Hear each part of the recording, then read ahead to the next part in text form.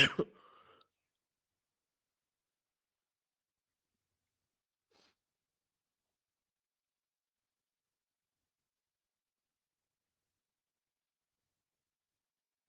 Everyone, good morning.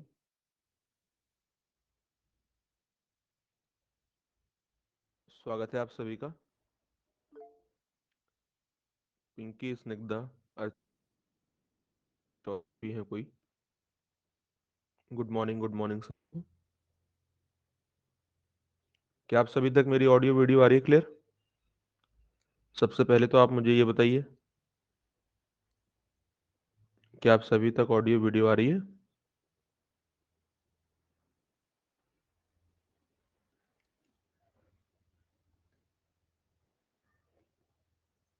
जल्दी से आ जाइए क्लास में और बताइए कि क्या आप तक ऑडियो वीडियो आ रही है सभी तक। मौमिता, गुड मॉर्निंग, प्रणाम।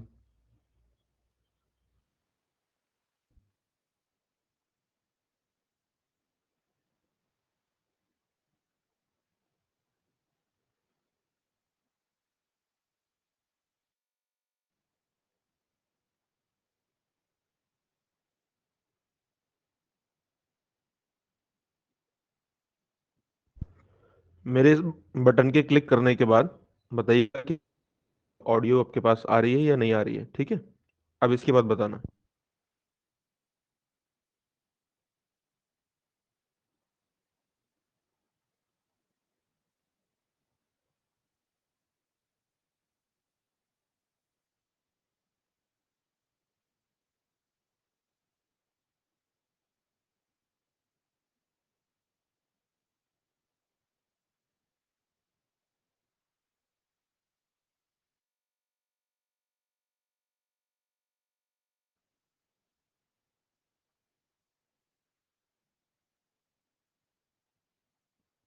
ओके, अब आ रही है, ठीक है। फिर इससे ज़रा टेस्ट के बाद फिर हम शुरू करते हैं आज की क्लास को। और मैं बता देता हूँ एक बार सभी को।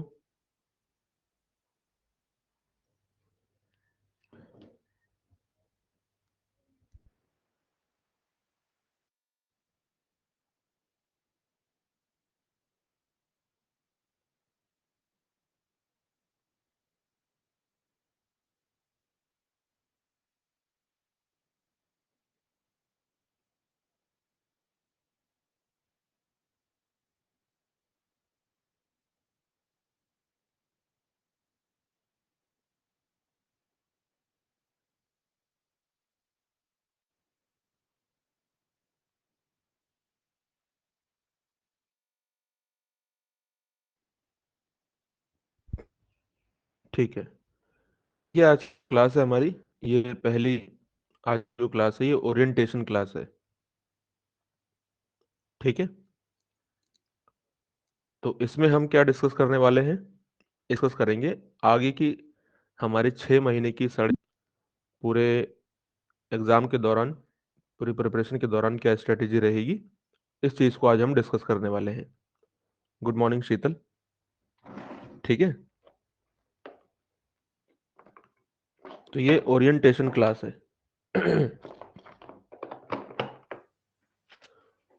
6 साढ़े 6 महीने की।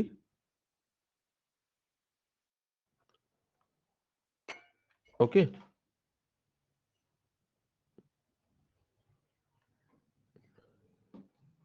Okay. Good morning Arya, Sheetal, जल्दी से ज्वाइन करें सभी। और सबसे पहले आप सभी का, जो नए स्टूडेंट हैं, अब नए बैच से जुड़े हैं, आप सभी का बहुत बहुत स्वागत है। आज से आपकी सुबह 6.5 महीने तक मेरे साथ होगी। और डेली आपकी जो सुबह है वो होगी कि गुड मॉर्निंग, सभी का बहुत बहुत स्वागत है और आज ये क्लास है। तो इस चीज़ की आप आदत डाल लीजिए। ये क्लास चलेंगी।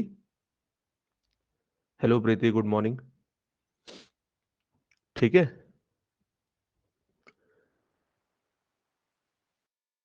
स्ट्रेटेजी पे आज हम बात करेंगे ये जो क्लास है, ये मोस्ट इम्पॉर्टेंट और मोस्ट रिकमेंडेड क्लास होती है, क्योंकि जब हम शुरुआत करते हैं, हम बुक्स हम सब खरीद लेते हैं कि ये बुक्स पढ़ेंगे, वो बुक्स पढ़ेंगे, ठीक है, पेपर सॉल्व कर। लास्ट टाइम आते आते यही समझ में आता है कि शायद हम ऐसा कर लेते तो ज्यादा सही रहता, शायद वैसा कर लेते तो ज्यादा सही रहता। Good morning, good morning Momita. होता है या नहीं होता ऐसा? सबके साथ होता है। इसी पर हम आज बात करने वाले हैं। तो हमारी जो 6 से 7 महीने की स्ट्रेटेजी है ना, 6 से 7 पीरियड है, वो आज की इस क्लास में कंप्लीट होगा। तो इस क्लास के बाद आपको कोई भी डाउट नहीं रहेगा कि क्या आपको करना है, कब क्या काम करना है, कितना पढ़ना है, कैसे पढ़ना है। आप सबने जब ये कोर्स परचेज रहेगा कि आपको इसके बाहर ना कुछ पढ़ना पड़ेगा, ना आपको ये सोचना कि अब मैं क्या इसके बाद इस यूनिट के बाद क्या पढूं, उस इस टॉपिक के बाद क्या पढूं, वो सारी जिम्मेदारी मेरी है। बस आपका एक काम है, काम है आपका कि जो मैं बता रहा हूँ उसको ठीक से फॉलो करना, उसको ठीक से पढ़ना और उसको फॉलो करना, बस आपका ये काम है। ठीक है। और बाकी सब मेरी जिम्मेदारी कि कहाँ से क्या पढ़ना है, कैसे पढ़ना है, वो सब मैं आपको बताऊंगा। गुड मॉर्निंग आजाद, गुड मॉर्निंग। ठीक है, समझ रहे हैं सभी? तो आज की इस क्लास में हम क्या डिस्कस करने वाले हैं, तो ये स्ट्रेटेजी डिस्कस करने वाले हैं। ओके। मैं बीच बीच में सबके कमेंट अभी मैं बीच बीच में नहीं देख पाऊंगा, क्योंकि यहाँ पर मेरे पास यहाँ कमेंट सामने आप देख रहे हैं कि कमेंट शो नहीं हो रहे हैं, लेकिन बीच बीच में मैं आपके कमेंट देखता रहूंगा। ठीक है। ओके। या फिर मैं देखूं अगर कि कुछ हो जाए तो।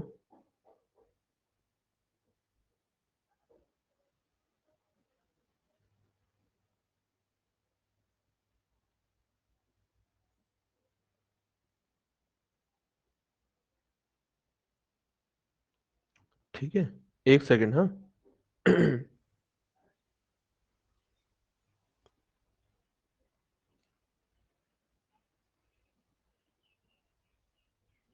ओके,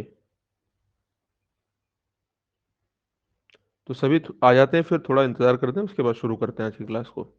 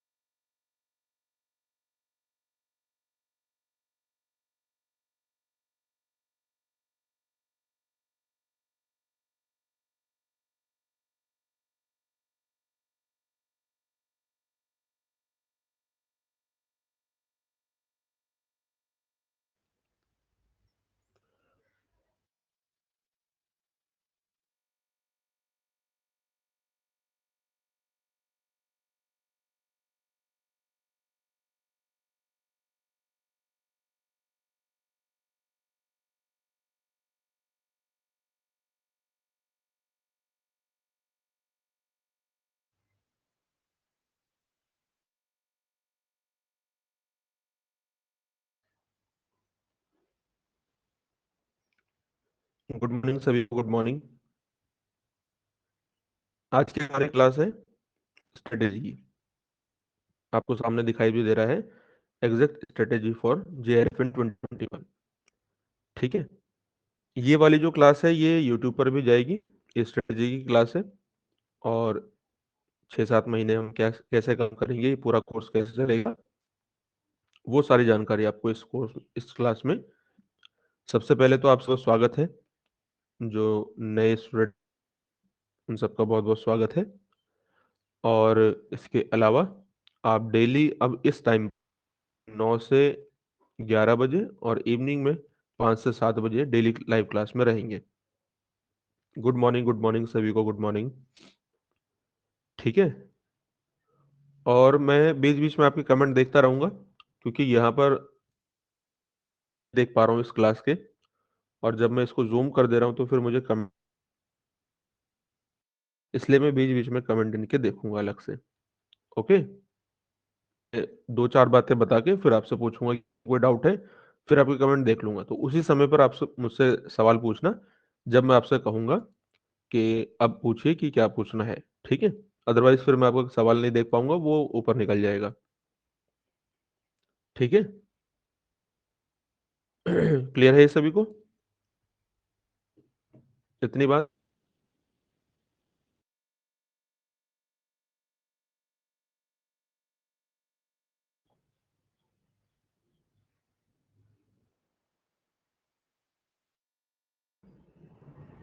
फटाफट से बताइए।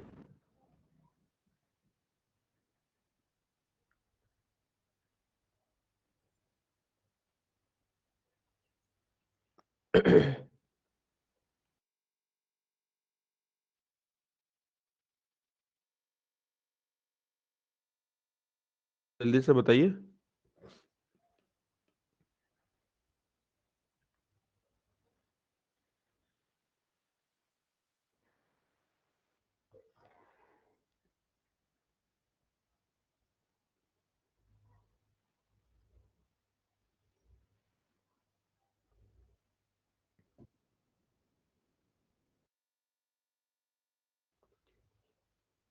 आवाज आवाज आ रही है सभी तक? ऑडियो वीडियो सभी तक आ रही है?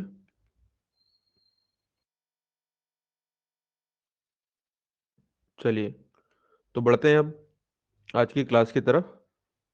एक बार फिर से अब हम सारे स्टूडेंट हैं जो कुछ स्टूडेंट हैं जो पहले से हैं, और बहुत सारे हैं जो अभी लाइव क्लास में आए। पेड ग्रुप में आप सभी देख रहे हैं, जो हमारा टेलीग्राम का पेड ग्रुप है उसमें अभी 77 स्टूडेंट हो चुके हैं, लेकिन अभी लाइव कम है। बाकी सब पता नहीं इनरोल भी क्यों नहीं कराया उन्होंने। चलिए, कोई बात नहीं। आज की क्लास ये स्ट्रेटेजी की क्लास है। ओके? आप जानेंगे कि कैसे आप जीरो से प्रो लर्नर बनेंगे। ठीक है? इसमें कुछ स्टूडेंट ऐसे भी हैं जो मास्टर्स कर लिए हैं, कुछ स्टूडेंट वो भी हैं जो पीएचडी कर रहे हैं। ठीक है? कुछ वो भी हैं जिन्होंने नेट क्वालिफाई किया है। नेट क्वालिफाइड भी हैं, पीएचडी स्टूडेंट भी हैं, मास्टर्स के स्टूडेंट भी हैं। सबको एक साथ लेके चला जाएगा। आप ये मान के चलिए कि या फिर आप नेट है या पीएचडी हैं, आपको यहाँ से बहुत सारी चीज़ें सीखने को मिलेंगी। लेकिन उन सभी चीज़ों को आप छोड़ करके बस अपना दिमाग सीखने पे लगा, और बेहतर तरीके से सीख पाएंगे। क्योंकि अगर आपको कोई चेंज चाहिए अपनी ज़िंदगी में, कि नेट से जेआरएफ लेना है, तो आपको कुछ चेंज करना होगा। If you want to change, अपना माइंडसेट थोड़ा सा चेंज करना होगा। जेआरएफ में मैं समझता हूँ ज़्यादा नहीं, दो चार क्वेश्चन की और आवश्यकता होगी, तो उस चेंज को वो मैं आपको बताऊंगा। ठीक है? और अगर आप चाहते हैं कि कुछ चीज़ें बेटर हो, तो you have to be better. तो आप सबका वो, ये एडवांस कोर्स है जो यूट्यूब पर देखेंगे इसे बाद में, तो वो इसे ज्वाइन कर सकते हैं। सिर्फ 500 रुपये इसकी फीस है, उसे आप कर सकते हैं। ठीक है? इसके अलावा ये हमारा यूट्यूब है, उसे आप ज्वाइन कर सकते हैं।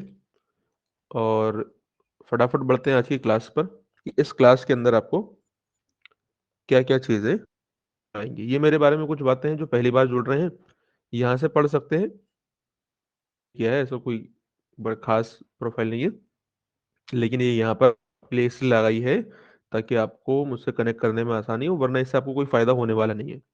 मैंने जो भी किया उससे आपको कुछ फ़ायदा नहीं होगा। आपको फ़ायदा इससे होगा, आपको मेरे द्वारा बताया गया कंटेंट और स्टडी मटेरियल और कॉन्सेप्ट आते हैं या नहीं आते। प्रोफाइल से कोई भी फ़ायदा नहीं होना। आप अगर पूछें तो उससे उससे पहले ही मैंने यहाँ पर ये लगा दिया है। ठीक है? ये हमारे टेलीग्राम चैनल और टेलीग्राम डिस्कशन ग्रुप है। अगर आप में से कोई भी इनमें नहीं जुड़ा है, तो मैं आप सभी से कहूँगा कि इन दोनों में जुड़ जाना। पेड ग्रुप में तो आप जुड़े ही हैं, और ये मेरा व्हाट्सअप नंबर है, ये सभी आप रख लीजिएगा। कभी ज़रूरत पड़े तो इसमें आप मुझे कॉन्टैक्ट कर सकते हैं। ये हमारा पेड ग्रुप है, जो जुड़े हुए हैं वो तो जानते ही हैं, ये पेड ग्रुप है। ठीक है? इस पेड ग्रुप में सबको जुड़ना है। नोट्स आपको सारे यहीं पर मिलेंगे। जो नोट्स हैं वो सब यहीं पर मिलेंगे। क्लासेस के बारे में कोई भी इंफॉर्मेशन होगी वो सारी चीज़ आपको यहीं पर मिलेंगी। लेकिन क्लासेस जो चलेंगी वो टीचमेंट ऐप पर चलेंगी। ठीक है, टीचमेंट ऐप जैसे जैसे कि अभी चल रही है, लाइव क्लास चलेंगी डेली। और अगर जो स्टूडेंट लाइव क्लास नहीं ज्वाइन कर पाते तो उनके लिए रिकॉर्डिंग अवेलेबल हो। इस प्रकार से क्लास चलने वाली है। इसके अलावा टाइमिंग टाइमिंग के बारे में मैं आपको क्लियर कर दूं। वैसे मैंने ये शेड्यूल शेयर कर दिया था आप सभी के साथ। ठीक है, और हाँ, अगर आपका कोई भी सवाल है तो जब मैं पूछूं ना कि अब बताइए अपना सवाल, तब पूछना। अभी मैं आपका कमेंट नहीं देख पा रहा हूँ। अभी बस मैं अपनी बात बता रहा हूँ। जब मैं कहूंगा कि यहाँ तक क्लियर है, कुछ सवाल पूछना है पूछिए, उसके बाद पूछना सवाल। ठीक। ओके। और जो बाद में ज्वाइन कर रहे हैं, अभी ज्वाइन, उनका सभी का स्वागत है। तो क्लासेस का हमारा शेड्यूल देखिए कैसे रहने। और यूनिट सबसे पहले हम geomorphy, Tuesday, Wednesday, Thursday, Friday, Saturday, ये सप्ताह के 6 दिन हम दो दो क्लासेस करेंगे। सुबह 9 से 11, जैसे ये वाली क्लास है, से 7 बजे। 5 चलेंगी, 9 से 11 बजे सुबह, और शाम को 5 से 7 बजे। इस टाइम डाउनलोड कर लेना। वैसे मैंने ग्रुप में शेयर कर दिया, वहां से डाउनलोड कर लेना। ये अभी ठीक है। तो सबसे पहले यूनिट हम स्टार्ट करने जा रहे हैं, इसीलिए यहाँ पर जियो आज से ही अभी से शुरू नहीं करेंगे। अभी तो मैं ओरिएंटेशन क्लास। तो जियोमॉर्फोलॉजी सबसे पहली यूनिट रहेगी। दोनों टाइम पर जियोमॉर्फोलॉजी कैसे कैसे आपको इसे कवर करना है, डोंट वरी, अभी बताता चलूंगा। फिर 6 दिन में पढ़ेंगे, उसको संडे को आपका टेस्ट होगा। ठीक है, डेली, मतलब हमेशा संडे को एक क्लास होगी संडे के दिन, क्योंकि उसको रिलैक्स चाहिए। जितना भी पढ़ लिया होगा उसको आप रिवाइज कर पाएंगे। आपका अगर कोई पूरे सप्ताह में 6 दिन में कोई भी डाउट है तो डाउट पूछ पाएंगे।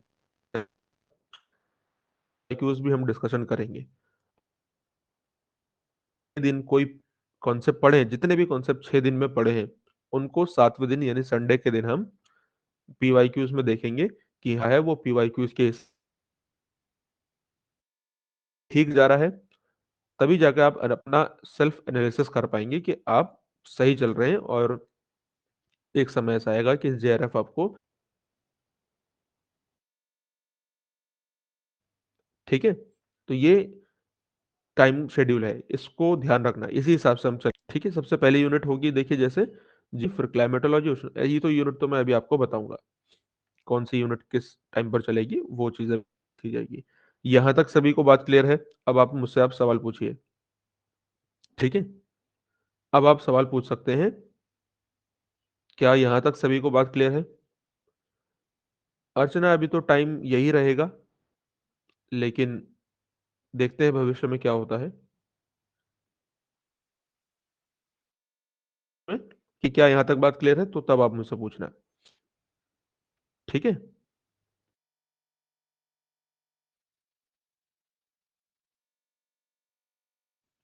तानिया, अगर 9 से तक की क्लास चलती है तो कितने घंटा हुआ?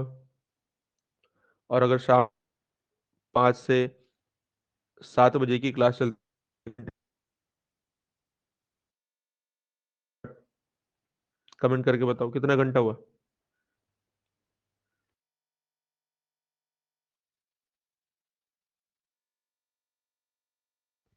एक क्लास कितने घंटे की?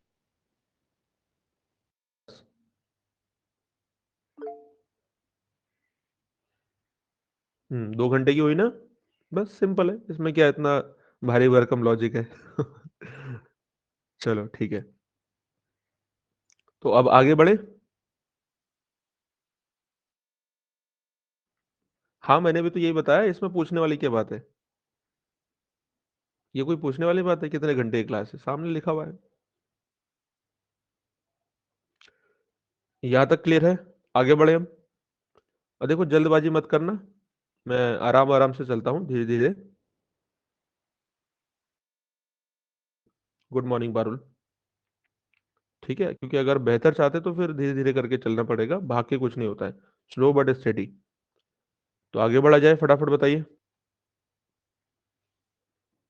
यहाँ तक कोई सवाल है तो पूछ सकते हैं आप।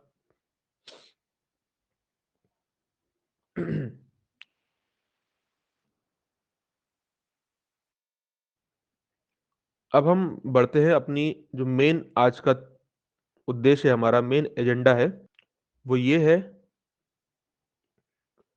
कि हम क्या ऐसा काम करें कि हमें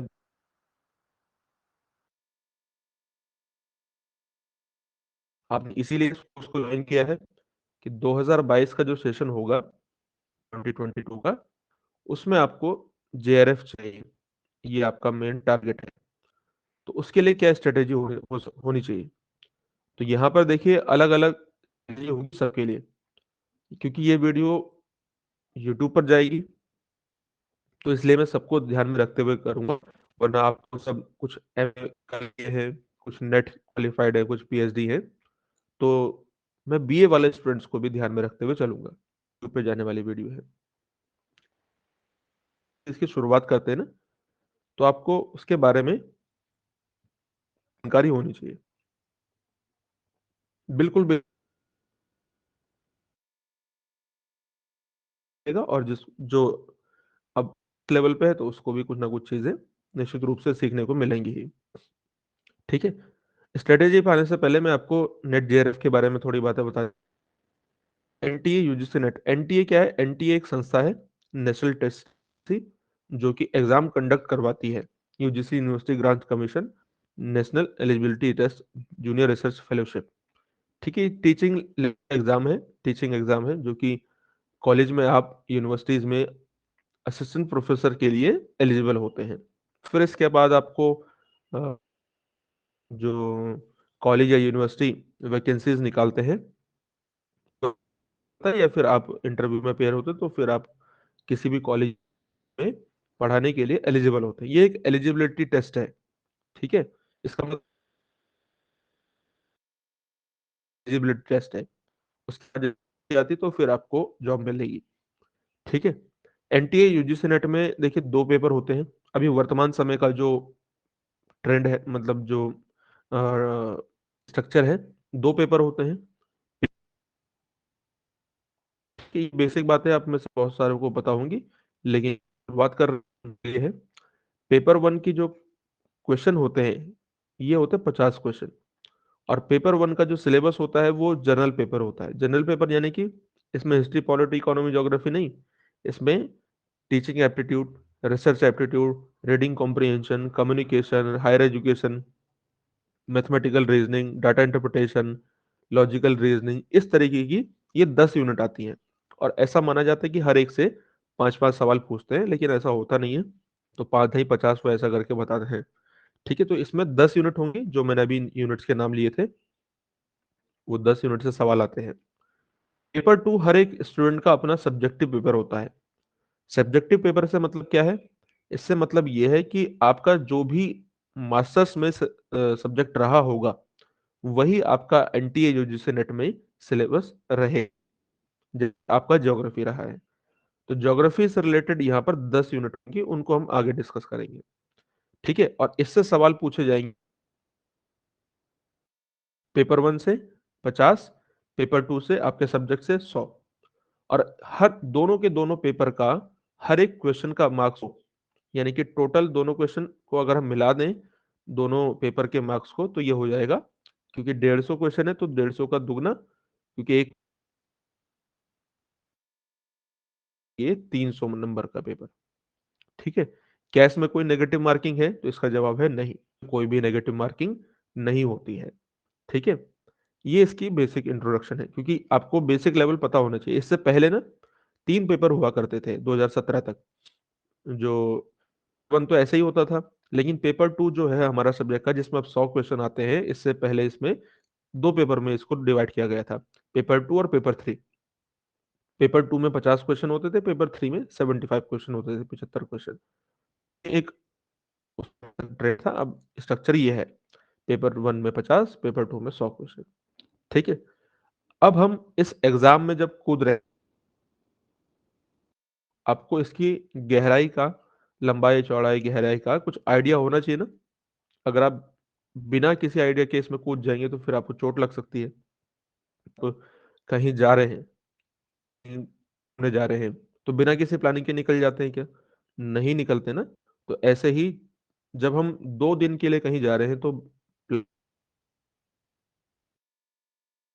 कितने पैसे साथ में लेके जाने हैं, में पैकिंग कैसे कैसे हम जाएंगे, टिकट बुक करा या नहीं करा, ये सारी चीजें जब हम ध्यान देते हैं 4 दिन के लिए, तो जब आप 6 महीना या फिर 6.5 मंथ, 6 साढ़े 6 महीने की जा रहे हैं, तो उसके लिए भी आपको प्लानिंग की जरूरत होती है। और वहां तो आपका कोई ऐसा भविष्य इससे प्रभावित नहीं होगा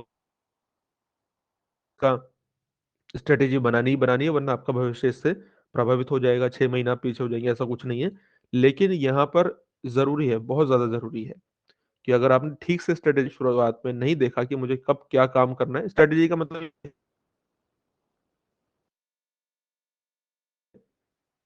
किस टाइम के हिसाब से कौन सा काम जरूरी है, ये होती है स्ट्रेटेजी। समय के हिसाब से काम करना, कंडीशन के हिसाब से काम करना। अगर आप बिना बिना टाइम को देख के कुछ भी कर देंगे तो फिर वो उटपटांग काम होगा और आपको फायदा नहीं मिलेगा। तो जब आप 6 साढ़े 6 महीने तैयारी करने वाले हैं, तो उसके लिए जरूरी है कि पहले अपना माइंड सेट तैयार कर लें कि कैसे हम आगे चलेंगे। वरना बीच में हम सोचते हैं अच्छा मुझे ये करना है, बीच में सोचने से कुछ नहीं होता है, पहले सोचना पड़ेगा। तो अगर आप एक अपना पूरा टाइम फ्रेम, अपना माइंडसेट बना देंगे ना, तो 100%, अगर आपने सोचा है कि मुझे ये मिलना चाहिए, तो उसका 80% तो मिलेगा ही मिलेगा, 90% मिलेगा ही मिलेगा।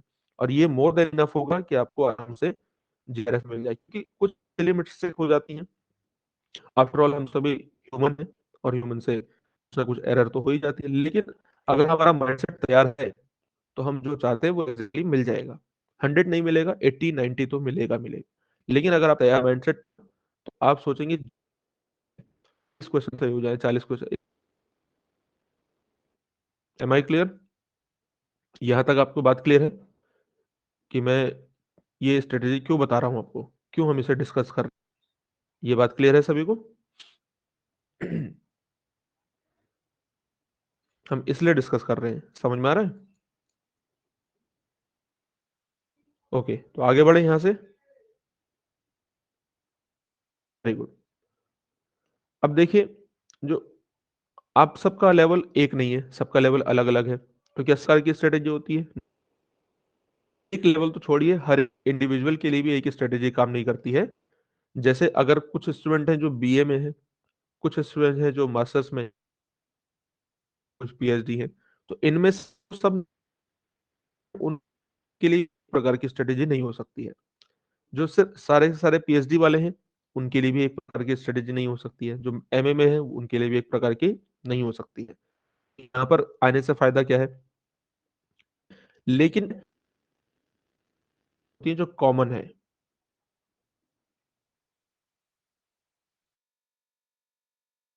सबके लिए जरूरी है, चाहे वो बीए में है, पीएचडी है, वो सबके लिए कॉमन है। ठीक है, उनमें कोई, ओके, तो वही चीजें आपको यहाँ पर अपनाना है, और उनसे आपको फायदा देखते हुए फिर अपने अपने हिसाब से कुछ कुछ चीजें करनी होगी। वो क्या है मैं आपको आगे बताऊंगा। स्टूडेंट के लिए अलग अलग। सबसे पहले हम बीए से शुरू करते हैं, क्योंकि इसको फिर हम इनको समाप्त, स्टूडेंट है वो अभी ज्यादा टेंशन में ना आए, जो बाद में इसको हम देखेंगे जो यूट्यूब पर है कि आप क्या करें। कुछ सोच कि बीए से हम पहले साल से ही फर्स्ट ईयर में आए, 3 साल का बीए होता है, फर्स्ट ईयर से वो कर दें, उससे आपका कुछ नहीं होगा, बल्कि आपका जो एकेडमिक स्कोर है वो प्रभावित होगा। तो मेरी आपको सलाह यह है, अगर आपने 12th पास कर लिया है और आप ग्रेजुएशन में हैं, ठीक है, तो आप अभी से तैयारी शुरू करना चाहते हैं, बहुत ही ज्यादा लालायित हैं, तो क्या काम करें, 6 से लेकर 12th तक की एनसीईआरटी पढ़ लें, अच्छे से इनको पढ़ लें। ठीक है, क्योंकि यहाँ से बहुत सारे ऐसे क्वेश्चन हैं, एनवायरनमेंट के सवाल, Indian geography most important, human geography, physical geography, बहुत सारे सवाल आप 6 to 12th के एनसीईआरटी से ही सॉल्व कर सकते हैं। ये आपको सुनने में सरप्राइजिंग लग रहा होगा, लेकिन बिल्कुल सही बात है। और अगर आप एनसीईआरटी पढ़ लेंगे तो आपको एक तो बेसिक अंडरस्टैंडिंग हो जाएगी, और साथ ही साथ जब आप स्टैंडर्ड बुक पे आएंगे तो आपको ज्यादा बर्डन नहीं होगा, क्योंकि आप बहुत सारी चीजें पहले से पढ़ चुके होंगे। तो बीए के 3 साल के दौरान आप आराम आराम से, ज्यादा बर्डन न लेते हुए, एक बार, 2 बार, 3 बार, जितनी बार पढ़ सकते हैं उतनी बार इनको पढ़िए। ठीक है, 2 साल तक एक ले, और दूसरे साल तक इनको पढ़िए ध्यान से, आराम से। ठीक है, हिंदी इंग्लिश दोनों में पढ़ो जैसे मन कर रहा है। ठीक है, दूसरा, फोकस करो अपने ग्रेजुएशन के मार्क्स पर। ये मेरी आपको सलाह है। क्यों? क्योंकि आगे जाकर जब आप यूनिवर्सिटीज में कॉलेज के लिए अप्लाई करेंगे, यूनिवर्सिटीज में अप्लाई करेंगे, वहां पर एक कॉन्सेप्ट होता है API, academic performance index. API क्या होता है? आपके ग्रेजुएशन के मार्क्स उसमें काउंट होते हैं, हिसाब से आपको मार्किंग दी जाती है। उसमें आपके पोस्ट ग्रेजुएशन एमए के मार्क्स कैलकुलेट होते हैं, उसके हिसाब से आपको मार्किंग दी जाती है। ये यूजीसी का अपना एक स्ट्रक्चर है, उसके हिसाब से मार्किंग होती है। तो आप ऐसा नहीं है कि सिर्फ अभी नेट पे फोकस कर रहे हैं, बाकी जो सब्जेक्ट है उस पर आपका फोकस ही नहीं है और आपके मार्क्स रह गए बिल्कुल कम। क्योंकि नेट में क्वालिफाई होने के लिए आप जानते हैं कि आपको मिनिमम परसेंटेज की आवश्यकता होती है। जो जनरल कैटेगरी के स्टूडेंट हैं उनको 55%, और जो रिजर्वेशन से बिलोंग करते हैं उनको 50% रिक्वायरमेंट होती है। लेकिन सिर्फ इतना लाना तो सफिशिएंट नहीं है, आपको ज्यादा से ज्यादा स्कोर करने की आवश्यकता, ये करना चाहिए। ठीक है, कि हम अच्छे से अच्छा परफॉर्म करें और बाकी जो सब्जेक्ट है उसमें भी आपकी बेसिक कमांड तो हो। ठीक है, चाहे आपका मेन फोकस बीए से आपके मेन सब्जेक्ट पर है, जैसे आपका geography है तो लेकिन बाकी जो स्टूडेंट है, बाकी जो सब्जेक्ट है सॉरी, उन पे आपका बेसिक कमांड होनी चाहिए। ठीक है, और समय पर बीए के दौरान कम से कम पहले दूसरे साल में तो कम से कम आपको नोट्स नहीं बनाने हैं, स्पेसिफिकली नेट के नोट्स नहीं बनाने हैं, ग्रेजुएशन के लिए नोट्स नहीं, नहीं वो नहीं, आपको नेट के नोट्स नहीं बनाने हैं। क्यों? क्योंकि आपको अभी आइडिया नहीं होगा कैसे बनाना। कुछ को ऐसा लगेगा भी कि नहीं हम कर लेंगे, हम कर लेंगे, लेकिन आपको लग रहा है ऐसा अभी, असल में ऐसा है नहीं। ठीक है, वो एयर कंडीशन ऐसी होती है कि आप यहाँ से ही समझ जाते हैं कि क्या करना है, कैसे करना है। लेकिन अभी मेरा सजेशन ये है आपको कि आपको अभी से नोट्स नहीं बनाने हैं। अपने ग्रेजुएशन पर फोकस कीजिए, उसको 6th और 12th की एनसीईआरटी आराम से धूमधाम से पढ़िए, कोई दिक्कत नहीं है उसमें। बस अभी समझना है, पढ़ना है। और क्या काम कर सकते हैं हम इसके अलावा? अगर ये करना है तो, नोट्स नहीं बनाने हैं तो, एनसीईआरटी मैंने आपको बता दिया, ग्रेजुएशन के मार्क्स पे फोकस कीजिए अपना। पीवाई क्यूज कलेक्ट कीजिए अपने 2 साल के दौरान ना, जो ज्योग्राफी के और पेपर 1 के। अब आप कहेंगे कहाँ से मिलेंगे? वेबसाइट पे चले जाइए, एनटीए की वेबसाइट पे, यूजीसी की वेबसाइट पे, सीबीएसई की वेबसाइट पे, वहां से आपको मिल जाएंगे। अगर बहुत प्रॉब्लम हो रही है वहां से ढूंढने में, जो कि होगी भी बिल्कुल, तो आप हमारे टेलीग्राम चैनल से, इसका लिंक यूट्यूब की वीडियो के डिस्क्रिप्शन में दिया होगा, वो से डाउनलोड कर सकते हैं सारे 10 ईयर से, कितने साल के, 10 ईयर के पीवाईक्यूज आप डाउनलोड कर लेंगे हैं। ठीक है, पीवाईक्यूज के साथ साथ आप सिलेबस भी डाउनलोड कर लेना है। किसका? पेपर 1 का भी और पेपर 2 का भी, दोनों का सिलेबस डाउनलोड कर लेना है। ये बहुत इंपॉर्टेंट है। इससे क्या होगा? आपको बस 2 साल के दौरान पेपर देखने हैं, बस पलटते रहो, देखते रहो, कभी खाली बैठे ऐसे नहीं, रोज 1 घंटा पढ़ना ही पढ़ना है, ये देखना ही देखना है। जब आपका मन करे उसको देखते रहो, जब भी समय मिले तो देख लो। अपने जो भी आपका सब्जेक्ट है वो पढ़ा, उसके बाद जो समय बचा मन करा तो देखते रहो, पेपर देखते रहो, सिलेबस देखते रहो, उससे आइडिया रहेगा, जुड़े रहोगे। वरना फिर अलग हो जाओगे और एक साथ तुरंत नेट के स्टडी पे आने में थोड़ा आपको टाइम लगेगा। ठीक है, इसलिए अभी इससे जुड़े रहो, मेरा आपको मानना है। इसके लिए आपको क्या करना है? पीवाईक्यू देखते रहते हैं, बस डाउनलोड कर लेना है, वो सारी चीज आपको यहाँ हमारे टेलीग्राम चैनल पर मिल जाएगी। साथ ही साथ और भी मन कर रहा है, और भी एनर्जी है, और एनर्जेटिक है, तो आप क्या काम कर सकते हैं? स्ट्रेटेजी की वीडियोस यूट्यूब पर, इसका सब अपना जो ये आपका मोबाइल फोन है ना, इसका सदुपयोग करना सीखें। ठीक है? आप खाली समय में कुछ 1-2 घंटा एंटरटेनमेंट करते हैं, वो अच्छी बात है, उतना करना चाहिए, वो ठीक है। लेकिन इसको एग्जाम के लिए अपने बेस बनाएं। जब हम घर बनाते हैं तो उससे पहले नींव बनाते हैं, और नींव जितनी मजबूत होगी तो घर उतना ही मजबूत होगा, आराम से हर मौसम हर बस टिका रहेगा। तो आप स्ट्रेटजी स्ट्रेटेजी सुने अलग अलग स्टूडेंट्स की, जिन्होंने एग्जाम क्वालिफाई किया है, मास्टर्स में क्वालिफाई किया है, जिन्होंने जेआरएफ पहली बार में क्वालिफाई किया है, या फिर 2-3 बार में क्वालिफाई की, और उनको भी सुने अपने आसपास जिन्होंने कोई मिस्टेक करी है। ठीक है, ऐसा नहीं कि जिन्होंने मिस्टेक करी है और जिनका एग्जाम नहीं निकला है वो बेवकूफ है, ऐसा नहीं होता है। ठीक है, आप उनसे भी सुने, उनसे आप क्या सुन सकते हैं कि इनने क्या मिस्टेक करी थी, मैं वो मिस्टेक को ना दोहराऊं, उनसे आप ये सीख सकते हैं। और जो जो क्वालिफाइड लोग हैं, जेआरएफ क्वालिफाइड कर लिया है जिन्होंने, आराम से नेट क्वालिफाई कर लेंगे। उनमें कुछ आपको बताने की कुछ वो होनी चाहिए, ठीक है, कि आपको वो कुछ दे पा रहे हैं, तो उनकी बातों को सुनिए कि उन्होंने क्या काम किया है ऐसा, तो वो आपको बताएंगे कि हाँ हमने ये बुक पढ़ी। तो आपके दिमाग में कुछ बुक्स के नाम सेलेक्ट हो जाएंगे। फिर आगे आपको कोई दूसरा बताएगा तो आप कहेंगे हाँ ये बुक का नाम तो पहले भी मैंने किसी टॉपर से सुने थे। फिर आपको कोई तीसरा बताएगा, फिर आपको कोई अपने आसपास का कोई स्टूडेंट होगा वो बताएगा, सीनियर होंगे आपके वो बताएंगे, टीचर होंगे वो बताएंगे। तो आपके दिमाग में ये बात एकदम क्लियर हो जाएगी कि हाँ ये बुक इस यूनिट के लिए मोस्ट इंपॉर्टेंट है, क्योंकि सबके सब इसको ही रिकमेंड कर रहे हैं, तो इसका मतलब ये कि अच्छी बुक है, इससे आपको ये फायदा होगा। सब लोग आपको पीवाईक्यू और सिलेबस के बारे में बताएंगे, इसका मतलब आप सोचेंगे हाँ ये ठीक है, इसी तरीके से तैयारी होती है, तभी तो सब लोग बता रहे हैं, सब लोग मूर्ख नहीं हो सकते। तो इसलिए वीडियोस देखना, स्ट्रेटेजी की, सीनियर्स से बातें करना, सीनियर्स की बातों को सुनना, ऑब्जर्व करना, सिर्फ सिर्फ वर्ड टू वर्ड फॉलो नहीं करना, ऑब्जर्व करना, उसमें देखना कि इसमें मेरे हिसाब से क्या मॉडिफिकेशन हो सकता है, मेरे अप्रोच के हिसाब से, क्योंकि हर एक स्टूडेंट का अपना अलग अलग अप्रोच होता है, वो धीरे धीरे आपको अपना समझ में आ जाएगा। शुरुआत में नहीं समझ में आएगा, शुरुआत में तो आप सोचोगे मैं भटक रहा हूँ, मुझे समझ नहीं आ रहा मेरा अप्रोच क्या है, तो वो धीरे धीरे समझ में आएगा आपको कि आपका अप्रोच क्या है खुद का। ठीक, इसके लिए आपको उससे ये स्ट्रेटेजी वीडियो देखने होंगे, सीनियर्स के बात सुननी होगी, उनसे जानिए कि क्या करना है, कैसे करना है। ये जानते रहो बस 1-2 साल में, पहले दूसरे साल में बीए के, ठीक है।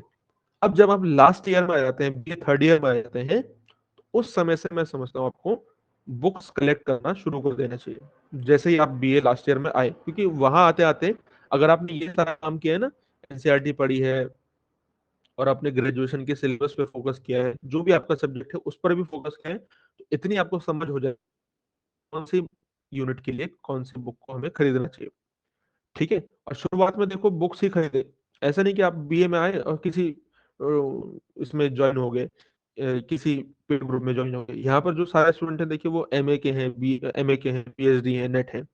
शुरुआत में खुद से एफर्ट लगाना चाहिए थोड़ा। अभी आप बीए में हैं, इसलिए मैं बोल रहा हूँ कि एकदम से जाके जैसे बीए थर्ड ईयर में आए, आपने कोई पेड ग्रुप ज्वाइन कर लिया, तो आपने क्या एफर्ट लगाया, कुछ भी नहीं सीखा। तो शुरुआत में थोड़ा खुद से एफर्ट लगाइए, यहाँ पे बुक्स कलेक्ट कीजिए। कम से कम फिजिकल ज्योग्राफी, इंडियन ज्योग्राफी और जो आपका बेसिक बेसिक यूनिट है उन सबको कलेक्ट कीजिए, ठीक है, उनको पढ़ने का प्रयास कीजिए।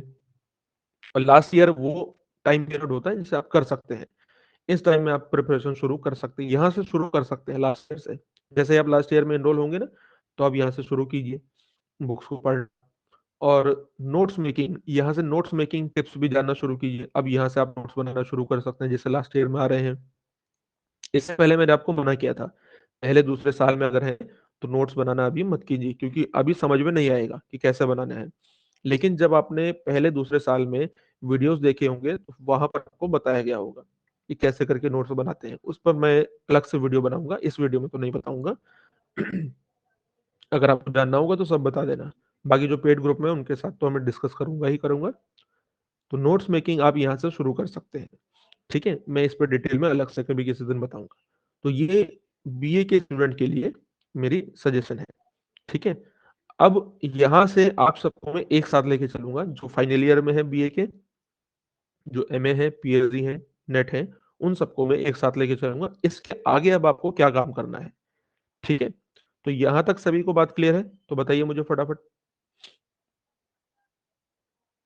फटाफट बताइए मुझे, क्या यहाँ तक आप सभी को बात क्लियर है, किसी को कोई प्रॉब्लम?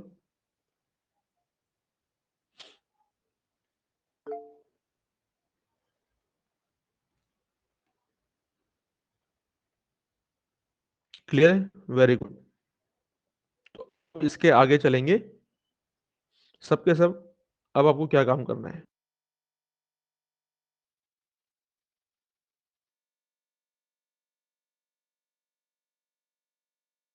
ठीक है, चलिए बढ़ते हैं आगे। अब देखिए, इसको मैं इरेज कर देता हूं, यहां तक मैंने आपको बात समझा दी है। अब जैसे अब हम शुरू कर रहे हैं अपना ये पेड ग्रुप, तो सबसे पहले आपको क्या करना चाहिए मेरे हिसाब से? सबसे पहले आपको सिलेबस और पीवाईक्यू, यहां पर भी मैंने बताया था चाहे पर भी है। सिलेबस और पीवाईक्यूज तो आपका की है, यही वो की है जिसके माध्यम से आप जेआरएफ की जो आपकी डेस्टिनेशन है वहां तक है। सिलेबस को इनके जैसा नहीं, ये तो डाउनलोड करेंगे बस देखेंगे। आपके लिए सिलेबस को डाउनलोड करने का मतलब कुछ और है, उसको थोड़ा सा डिटेल एनालिसिस करना है। अब अगर आप सिलेबस को वेब करेंगे, पैराग्राफ लिखा हुआ है, ठीक है, और पैराग्राफ हमें बहुत ज्यादा को पहले ही पेड ग्रुप में सिलेबस को तोड़ करके डिवाइड करके दिया हुआ है। सभी ने डाउनलोड किया है? नहीं किया है तो मैं आपको बता दूं कि जो पेड, इसमें सभी जाना, और अब से ध्यान दीजिए सभी, जो भी ये आप है पेड ग्रुप में है सबके सब, तो अब से रोज इसमें हमेशा एक्टिव रहना शुरू कर दीजिए। ये जो आपका पेड ग्रुप है, इस पेड ग्रुप में ये आप देखिए, ऊपर नाम दिखाई दे रहा है, यहाँ ऊपर नाम, उस नाम पे क्लिक कीजिए, geography with Ankit paid group, इस नाम पे क्लिक करेंगे तो यहाँ पर आपको नीचे मीडिया में दिखाई देंगे, बहुत सारी चीजें आपको सेंड की हुई हैं। अगर आप फाइल में देखेंगे, दूसरा में फाइल, तो फाइल में आपको यहाँ पर मैंने जियो गुरु मंत्रा जो सीरीज है, ये पूरा सिलेबस है। सिलेबस को उसको मैं अभी थोड़ी दूंगा, लेकिन सिलेबस और पीओक्यूज तो आपको पता होना ही चाहिए। कैसे, क्यों होना चाहिए? क्योंकि आपको क्या पढ़ना है ये कौन बताएगा? सिलेबस एग्जाम में क्या आएगा कौन बताएगा आपको? सिलेबस बताएगा कि ये पढ़ो, ये हमारा दायरा है। सिर्फ यही है जो जितना भी पूछा जाता है, नेट जितना में पूछा जाता है, वो दायरा सिर्फ ये है नहीं। लेकिन ये सिलेबस दिया है, उनको इस topic का मतलब है, ज्योग्राफी इसके बहुत कुछ है, लेकिन वो नहीं आएगा, सब कुछ नहीं आएगा ज्योग्राफी में, जिस नेट में सब कुछ नहीं पूछा जाएगा, उनको इस तरह का मतलब है जो सिलेबस में दिया है। तो इसलिए सिलेबस बहुत इम्पोर्टेंट है। सिलेबस में जो चीज दी गई है उसमें से सब किससे पूछा जाएगा, कैसे लगाएगा आपको, देखेंगे कौन सा टॉपिक पढ़ना है, कौन सा टॉपिक सरफेस में पूछा जाएगा। जैसे मैं आपको कहूँ कि रीफ से रिलेटेड कुछ थ्योरीज हैं, क्या उनको डिटेल में पढ़ने की आवश्यकता है? नहीं। लेकिन continental drift theory, plate tectonic theory, क्या आप इनको सरफेस पे पढ़ के आगे बढ़ जाएंगे? नहीं, उनको डिटेल में पढ़ना पड़ेगा। तो ये सब हमें कैसे पता लगा? ये सब हमें पता लगेगा पीवाईक्यू से, प्रीवियस ईयर के क्वेश्चन पेपर से। ये सब के सब मैंने दे दिए हैं आपको, कहाँ पर? टेलीग्राम चैनल पर। ये सब भी आप डाउनलोड कीजिए, सिलेबस डाउनलोड कीजिए, ठीक है। इसके बाद मोस्ट इंपॉर्टेंट जो काम आपको करना होता है, हमें क्या करना है, हम क्या करते हैं ना, सिलेबस डाउनलोड करना बस शुरू कर दिया, कहीं से भी कुछ भी काम ऐसे ही नहीं करना है, सिस्टमेटिकली सीक्वेंस में काम करना है। अगर आप सिस्टमेटिकली काम नहीं करेंगे तो फिर वही होगा जो अभी तक हो रहा था, या तो नेट नहीं होगा, या तो फिर जेआरएफ नहीं होगा, या 2 नंबर से 3 नंबर से रुक जाएगा। वो किस कारण से? सिस्टमेटिकली काम ना करने की वजह से। अगर आप सिस्टमेटिकली काम करेंगे तो आराम से होगा। तो आपको ये पता होना चाहिए कि पहले मुझे कौन सी यूनिट पढ़नी है, उसके बाद कौन सी यूनिट पढ़नी है, फिर उसके बाद कौन सी पढ़नी है। अब मैं ऐसा क्यों बोल रहा हूँ कि इसके बाद ये, इसके, क्योंकि ये जरूरी है। अगर आप कभी भी कोई भी यूनिट पढ़ लेंगे तो उससे फायदा नहीं होगा। कैसे? मैं अभी अब आपको इससे प्रूफ करके बताता हूँ। देखिए, हम जो सिलेबस कवर करने वाले हैं, हम इस ऑर्डर में कवर करेंगे जिस ऑर्डर में आपको दिखाई दे रहा है। यूनिट 1 जियोमॉर्फोलॉजी सबसे पहले, यूनिट 2 क्लाइमेटोलॉजी सबसे पहले, यूनिट 3 ओशनोग्राफी सबसे पहले, यूनिट 4 एनवायरमेंट ज्योग्राफी। हम 4 यूनिट को तो इसी सीक्वेंस में पढ़ेंगे। ठीक है। उसका कारण यह है कि फिजिकल ज्योग्राफी, ये फिजिकल ज्योग्राफी है चारों के चारों। फिजिकल ज्योग्राफी ज्योग्राफी की बेस बेस होता है। ये क्या है? ज्योग्राफी का बेस है। अगर आपको बेस मालूम नहीं होगा कि कहाँ पर कौन सा पर्वत है, कौन सा पर्वत फोल्ड है, कौन सा पर्वत ये ब्लॉक माउंटेन है, अगर आपको यही पता नहीं है तो आप इंडियन ज्योग्राफी में कैसे करके समझेंगे कि सतपुड़ा फॉल्ट माउंटेन, ये ब्लॉक माउंटेन है, ये फोल्ड माउंटेन क्या होता है, भारत में फोल्ड माउंटेन कैसे बना? अगर आपने यहाँ पर जियोमॉर्फोलॉजी में प्लेट टेक्टोनिक का कॉन्सेप्ट नहीं समझा होगा तो आपको कैसे समझ में आएगा कि हिमालय का फॉर्मेशन कैसे हुआ है? सपोज कीजिए आप, अगर आपको क्लाइमेटोलॉजी में प्रेशर विंड सिस्टम का नहीं पता है, आपको यहाँ पर एयर मास का नहीं पता है, आपको ट्रॉपिकल साइक्लोन का नहीं पता है, साइक्लोन का नहीं पता है, तो आप इंडिया का क्लाइमेट कैसे समझ पाएंगे? मुझे बताइए, क्या आप समझ पाएंगे? नहीं समझ पाएंगे। अगर आपको ओशनोग्राफी का नहीं पता है, तो आप इंडिया के मानसून उससे रिलेटेड है, जेट स्ट्रीम का कॉन्सेप्ट, तो आप इसको नहीं समझ पाएंगे। अगर आपको इन्वायरमेंट ज्योग्राफी के बारे में नहीं पता है, तो बहुत सारे जो कॉन्सेप्ट्स हैं, इन्वायरमेंट, इकोसिस्टम, इससे रिलेटेड इंडिया के जो ये नेशनल पार्क, ये सारी चीजें हैं, उनको आप नहीं समझ पाएंगे। कॉन्फ्रेंस प्रोटोकॉल्स क्यों हो रहे हैं, उनको नहीं समझ पाएंगे।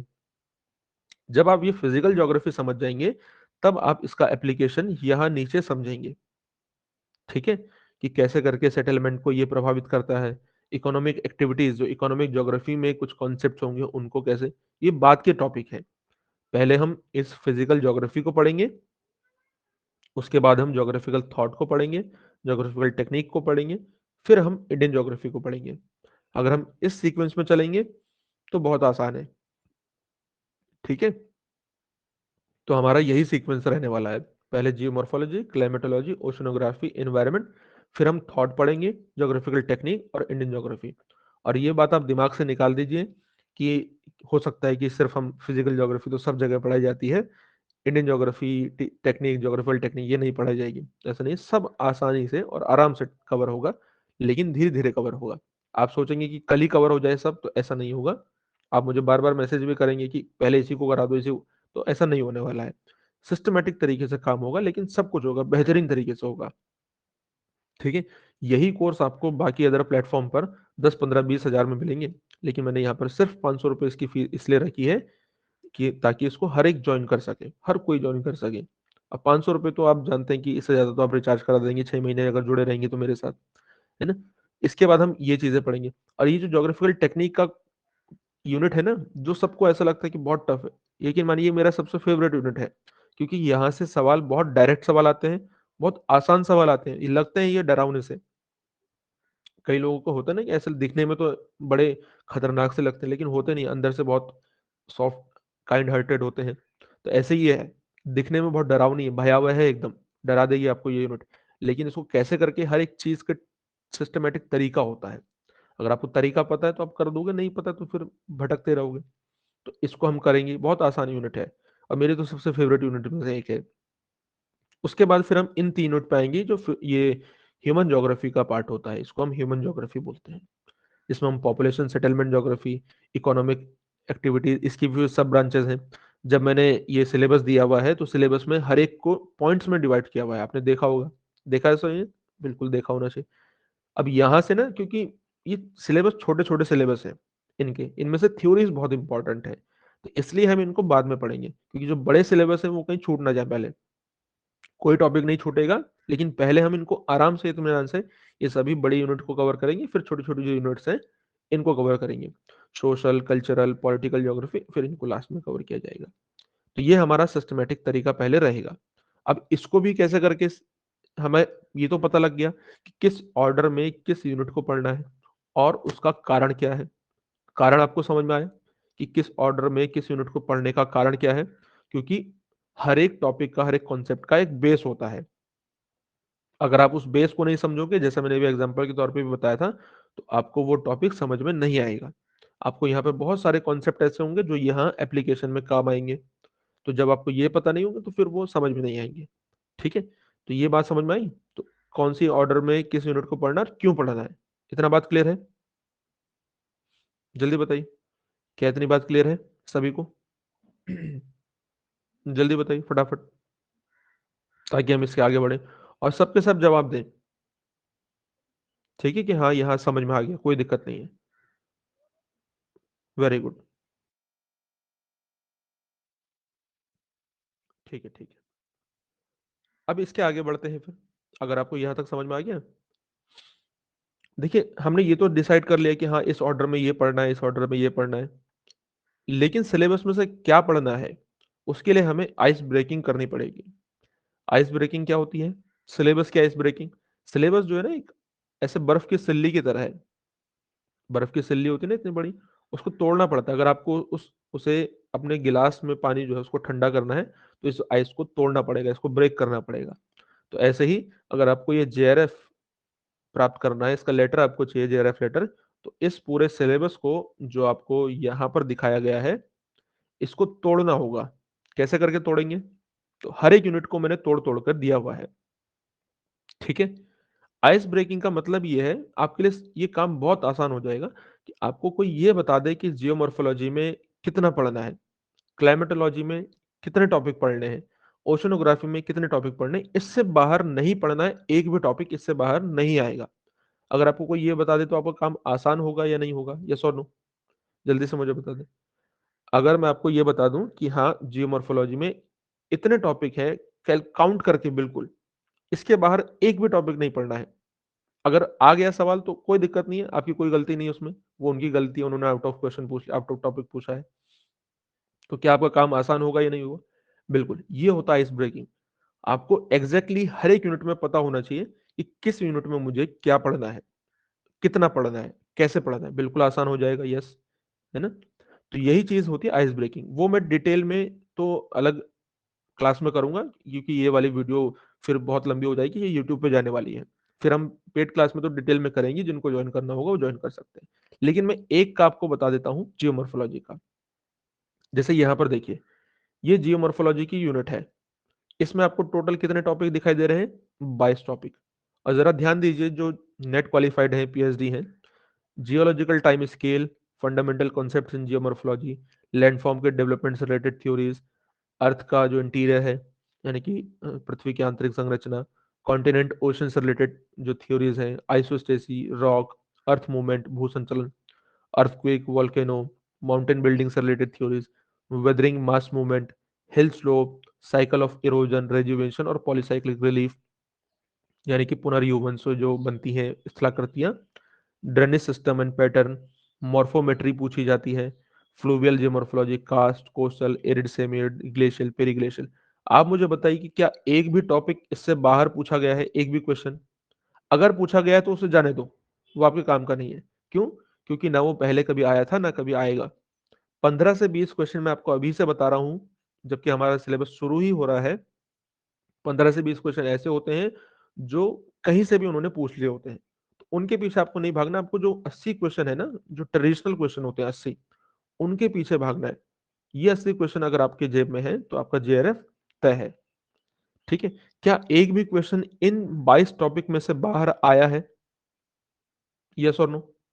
फटाफट बताइए, जल्दी से। क्या एक भी क्वेश्चन इनसे बाहर आया है अभी तक? 10 साल की पीवाईक्यूज़ उठा के देख लीजिए। अगर आया है तो उसको छोड़ दो। ये गारंटी मेरी है, आपका जेआरएफ होगा आराम से। बस आपको भरोसा रखना पड़ेगा। ठीक है? नहीं आया है ना? तो इसका मतलब क्या है? हमारा काम आसान हो गया। कैसे काम आसान हुआ? आसान ऐसे हुआ कि हमें पता है कि हमें क्या पढ़ना है। ये हमारा टॉपिक है, ये हमारा दायरा है। इसके बाहर मुझे नहीं जाना है। अगर मैं आपको ऐसे ही हर एक यूनिट में बता दूँ तो आप कहेंगे तो बहुत अच्छी बात है, ये तो बहुत आसान हो गया है काम। तो यही चीज़ आपको अलग करने की ज़रूरत है। ठीक है? यहाँ आपको यही चीज़ें अलग मिलेगी। तो यहाँ से क्या फ़ायदा आपको होने वाला है? जो मैंने आपको अभी बताया। अब ये टॉपिक का कम से कम आपको ये पता लग गया कि हाँ, इसमें टोटल 22 टॉपिक हैं। मुझे ये सब खत्म करने हैं कैसे भी करके। अब चाहे मैं ऐसे हँस के करूँ, चाहे मैं ऐसे रो के करूँ, ठीक है? तो कैसे भी करूँ लेकिन मुझे करने पड़ेंगे। अब रोने वाली तो इसमें कोई बात ही नहीं है, क्योंकि आपको नई-नई चीज़ें सीखने को मिलेंगी, तो हँस के ही करो। करना तो है ही, तो फिर रो के क्यों करना है? और यकीन मानिए, अब जब आप मेरे साथ करेंगे तो आप आराम से हँसते-खेलते करेंगे, पता भी नहीं चलेगा ये 22 टॉपिक कब हो गए। ऐसे ही हर एक यूनिट के मेरे पास एग्ज़ैक्टली टॉपिक लिखे हुए हैं, जो मैंने आपको पेड ग्रुप में दे दिए हैं, और जिनको जॉइन करना है वो जॉइन कर सकते हैं। इसके बाहर नहीं पढ़ना है तो आपका काम बहुत आसान हो गया। अब आप सोचेंगे कि मैं पहले ये पढ़ लेता हूँ, फिर ये पढ़ लेता हूँ या पढ़ लेती हूँ, फिर ये, फिर ये, फिर ये, फिर ये, ऐसे नहीं। जो टॉपिक जिस सीक्वेंस में लिखा है वो उसी सीक्वेंस में पढ़ना है। इसका एक ये और चीज़ है कि आपको जो टॉपिक जहाँ पर लिखा हुआ है ना, वो उसी सीक्वेंस में पढ़ना है। इसका मतलब ये है कि सबसे पहले आपको जियोलॉजिकल टाइम स्केल पढ़ना है, फिर उसके बाद fundamental concept, theories of landform development, earth का इंटीरियर, ये जिस सीक्वेंस में लिखा है वही सीक्वेंस पढ़ना है। क्यों? क्योंकि जैसे अभी आपको मैंने इधर बताया पीछे, ये सिलेबस में, कि हर एक सिलेबस का जो टॉपिक है, यूनिट है, उसका एक सीक्वेंस है, उसी सीक्वेंस में पढ़ना है। जैसे जियोमॉर्फोलॉजी के कॉन्सेप्ट आपको यहाँ समझ में आएंगे। अगर ये पहले पढ़ोगे इंडियन ज्योग्राफी तो फिर जियोमॉर्फोलॉजी के टॉपिक नहीं पढ़ोगे, प्रॉब्लम करेगा। तो ऐसे ही अगर आपको अर्थ के इंटीरियर के बारे में नहीं पता, सोचो सपोज करो कि आपको अर्थ में क्या अंदर क्या है, मैग्मा है, लावा है, आप कहोगे लेकिन ये तो पता है। अगर सोचो कि नहीं पढ़ा होता तो आपको कैसे पता चलता कि अर्थक्वेक कहाँ से जनरेट हो रहा है, वोल्केनिक लैंडफॉर्म कहाँ, वोल्केनो कहाँ से आ रहा है, क्यों यहाँ पर माउंटेन बिल्डिंग हो रही है, क्यों दो प्लेटें दूर जा रही हैं, क्यों दो प्लेटें पास आ रही हैं, फॉल्ट क्यों बन रहा है, फोल्ड क्यों बन रहा है। समझ में आता? नहीं समझ में आता। इसीलिए जो सीक्वेंस मैंने यहाँ पर लिखा है, देखो कितना आसान काम हो गया। एक तो सारे टॉपिक आपके सामने हैं, दूसरा उनका सीक्वेंस। सीक्वेंस को कभी ब्रेक मत करना, चाहे एक दो दिन रेस्ट ले लो, ठीक है, लेकिन पढ़ना इसी सीक्वेंस में है, चाहे कैसे भी पढ़ो, चाहे ऐसे पढ़ो चाहे ऐसे पढ़ो, ठीक है। ये सीक्वेंस है, हर एक यूनिट में आपको मैं ऐसे ही सीक्वेंस बताऊंगा। अब बाकी इसको डिटेल में तो मैं जियोमॉर्फोलॉजी शाम से जब स्टार्ट होगी उसमें बताऊंगा, लेकिन अभी फिलहाल के लिए इतना मैंने आपको बता दिया है।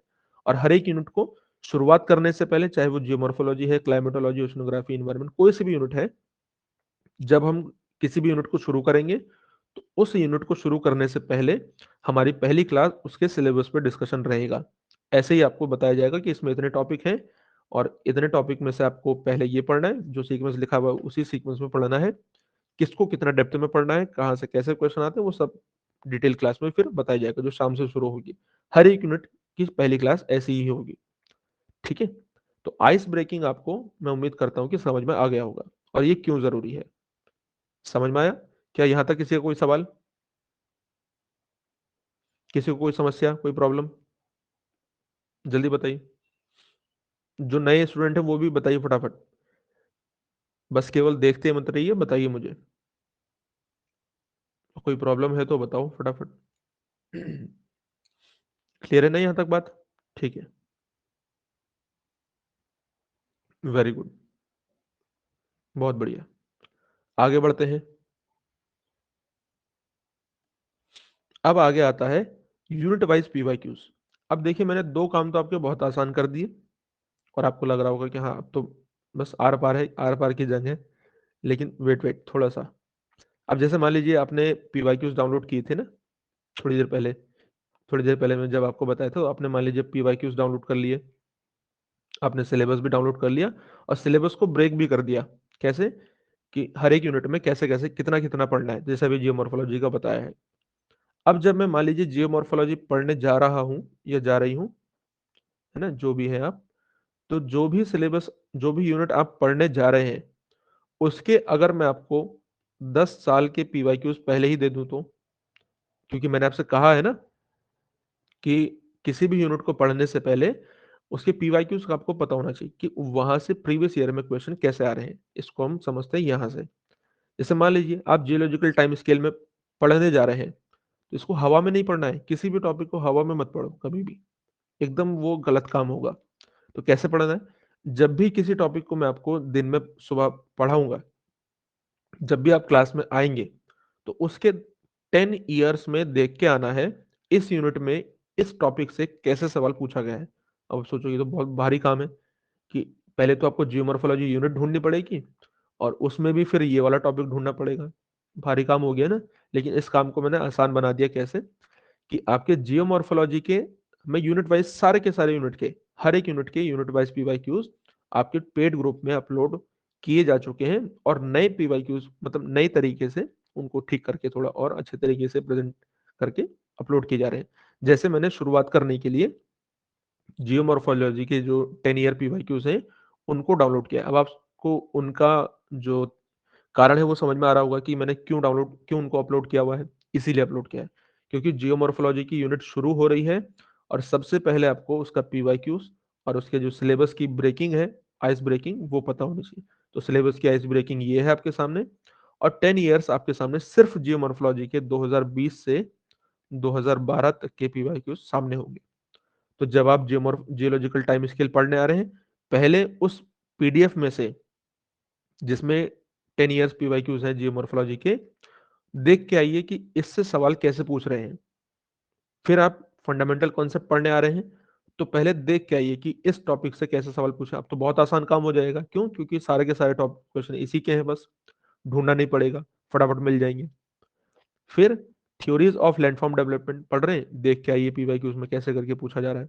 अगर हमें आइडिया होगा, क्वेश्चन अलग अलग तरीके के होते हैं, डायरेक्ट स्टेटमेंट होते हैं, बहुत सरफेस लेवल के, मैच द फॉलोइंग वाले सवाल होते हैं, 4-5 स्टेटमेंट वाले सवाल होते हैं, असर्शन रीजन के सवाल होते हैं।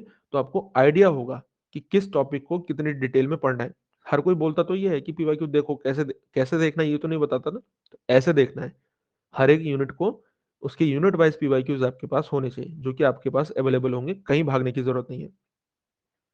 वो ऑलरेडी यहाँ पर अपलोड कर दिया गया है। ये मैंने क्लास में आने से पहले ही अपलोड कर दिया है। जिन्होंने देखा है अच्छी बात है, जिन्होंने नहीं देखा है तो डाउनलोड कर लेना। ठीक है, आइसोस्टेसी पढ़ने आ रहे हैं तो कैसे सवाल पूछा गया है, अगर सरफेस लेवल का पूछा गया तो वैसे ही आप इसको स्टडी कीजिए। बस थोड़ा सा इससे, जितना पीवाईक्यू में पूछा गया उससे 2-4% ज्यादा पढ़ लो, क्योंकि अगर ज्यादा पूछ लिया गया तो आप एबल होंगे कि हाँ हाँ हम इसको सॉल्व कर पाएंगे। रॉक से कैसे सवाल पूछा गया आपको पता होना चाहिए। कोई सा भी टॉपिक है, कोई सा भी टॉपिक इन 22 में से, तो आप जब भी उसको पढ़ने आए, पहले उसके 10 ईयर पीवाईक्यूज देख के आए। ये मेरा आपसे कहना है। ठीक है, 10 ईयर पीवाईक्यूज देख लिया, अब क्या करना है, अब क्लास में आ जाना है सीधे। क्लास में आ जाओगे तो क्या करेंगे, फिर क्लास में खाली हाथ हिलाते हुए नहीं आना है। क्या करना है, एक पेन लेके आना है और एक पेपर लेके आना है, पेन पेपर या कॉपी। हमेशा पेन पेपर कॉपी लेके बैठना है, क्योंकि बहुत सारी चीज़ होंगी जो मैं आपको ओरली समझाऊंगा, कुछ आपको रूल्स हैं वो बताऊंगा एग्जाम से रिलेटेड, उनको नोट करते चलना है, क्योंकि हर चीज़ दिमाग में नहीं रहेगी। तो इसको लिख लो, अभी पेन पेपर लेके बैठना है डेली। अभी तो शायद कुछ बैठे होंगे, कुछ नहीं बैठे होंगे। जो नहीं बैठे हैं अब इधर उधर मत देखो, अब आपको क्या करना है, पेन पेपर लेके बैठना है हमेशा आपसे आगे की क्लासेस में, और ये करके आना है काम। अब जैसे मान लीजिए इसमें भी कैसे करके अब आपको फॉलो करना है, तो आप यहाँ पहुंच गए, इतना आपने पढ़ लिया है। जैसे मान लीजिए आप जियोलॉजिकल टाइम स्केल आज पढ़ लिया, कल फंडामेंटल कॉन्सेप्ट इन जियोमॉर्फोलॉजी पढ़ने आएंगे।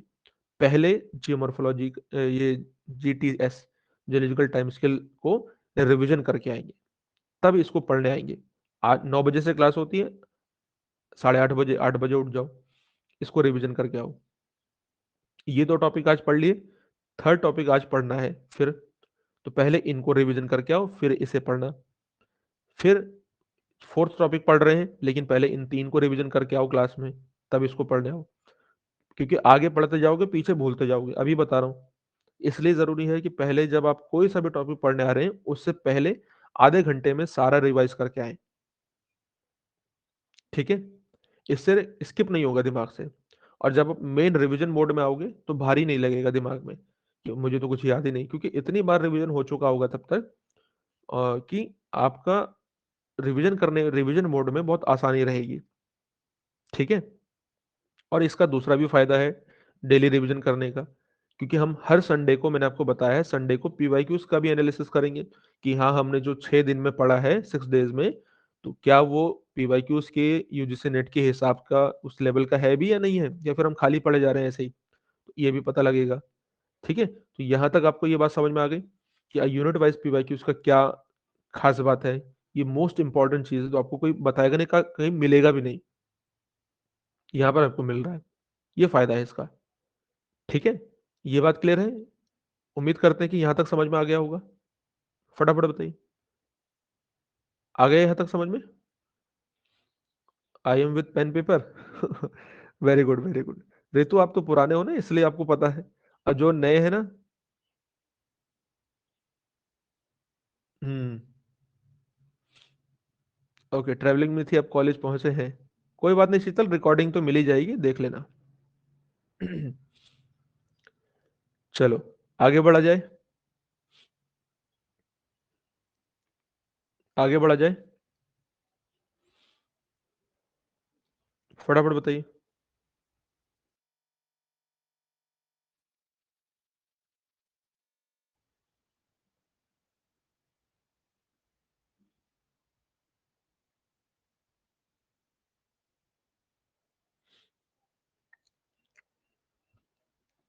ओके, वेरी गुड, तो आगे बढ़ते हैं। अब देखिए, अब आपने अपना डिसाइड कर लिया कि सिलेबस को कैसे पढ़ना है, सिलेबस ऑर्डर कर लिया, सिलेबस को ब्रेक भी कर लिया, यूनिट वाइज पीवाईक्यू भी डाउनलोड कर लिए।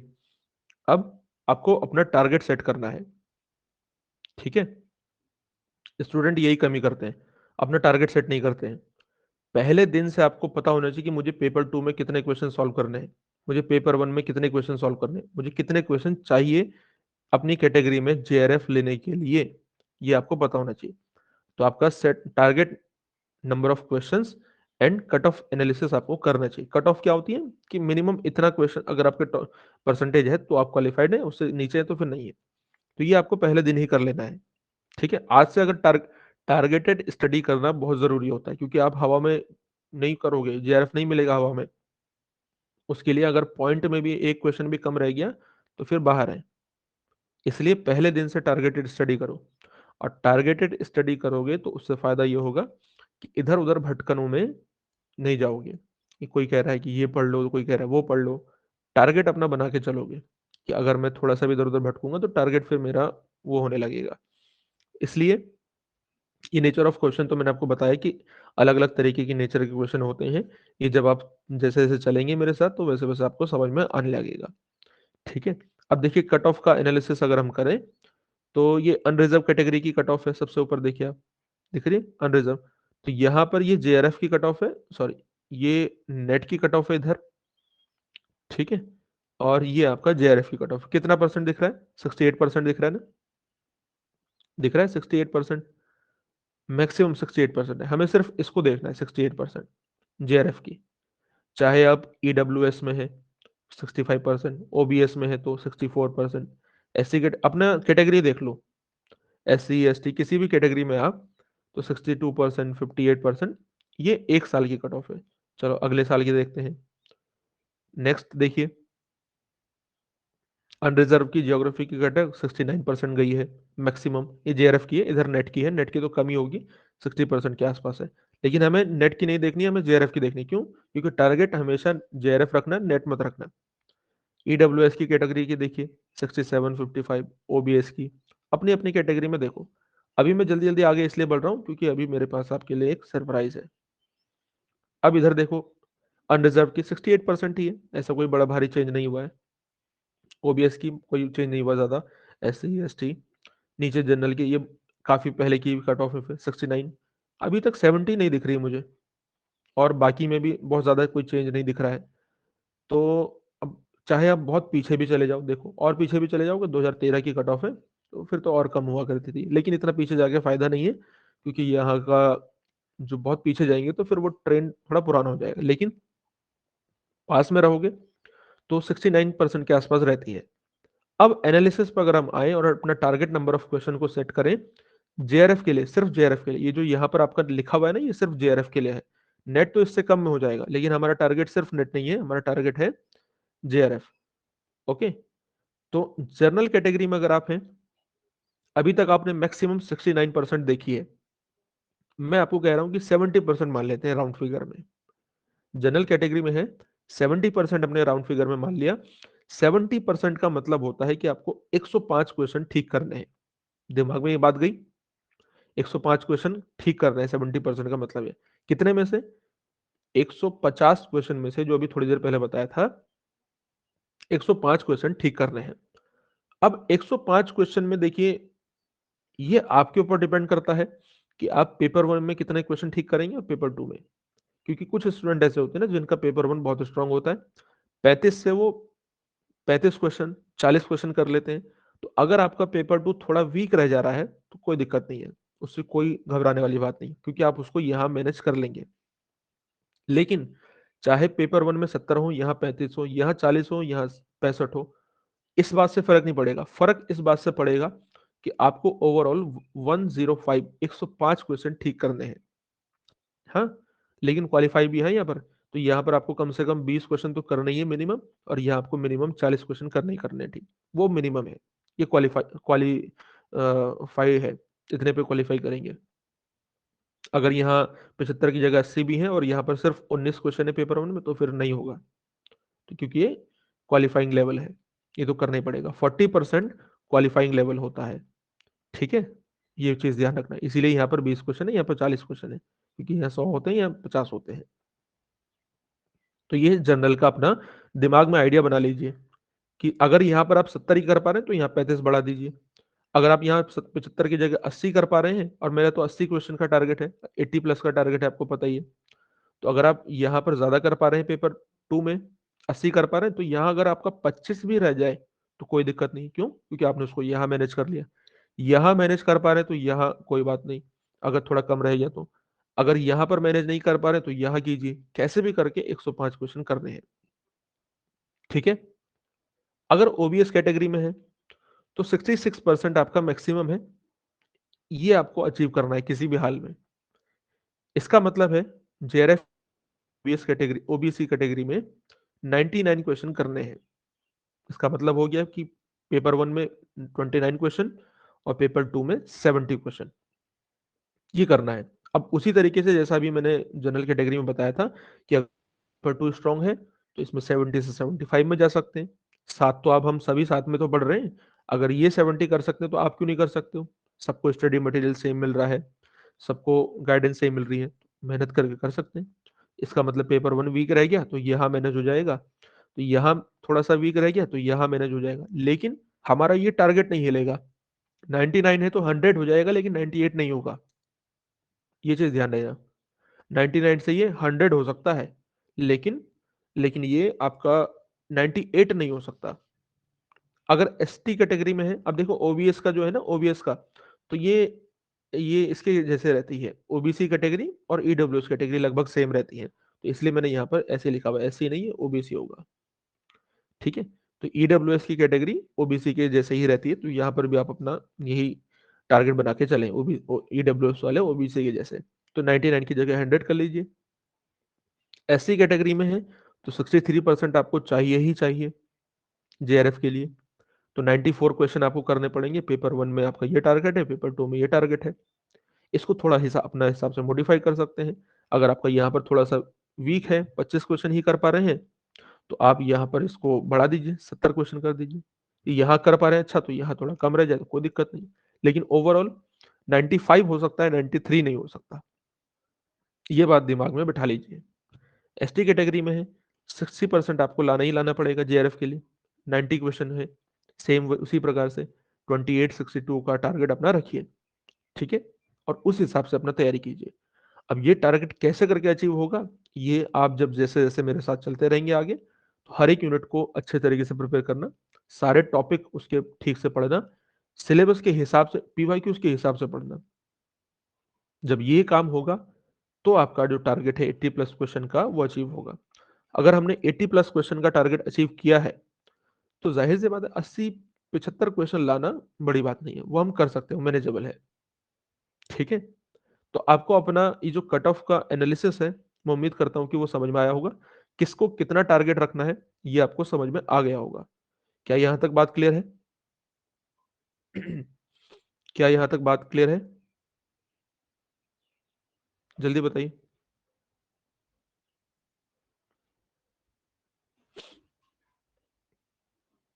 किसी को कोई प्रॉब्लम यहाँ तक?